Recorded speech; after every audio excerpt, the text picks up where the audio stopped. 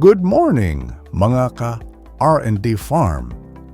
Dito sa Bulawen, Urdaneta, Pangasinan, nagsisimula ang araw namin sa isang special na routine.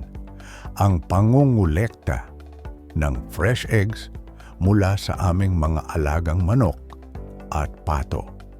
Bawat umaga, chinecheck namin ang mga nesting boxes at pugad para siguraduhin na malinis at komportable ang tirahan ng aming mga alaga. Sa pagkuha ng itlog, dahan-dahan lang para hindi mabasag at para mapanatili ang mataas na kalidad. Pagkatapos makuha, nilalagay agad sa malinis na tray, no dirt, no damage, ready for delivery sa aming incubator o hatchery. Tinitake note din namin ang bilang ng eggs daily para ma-monitor ang production at malaman kung healthy ang mga alaga.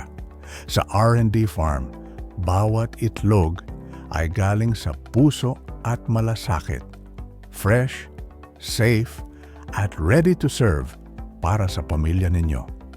Salamat sa suporta at see you sa susunod naming farm story.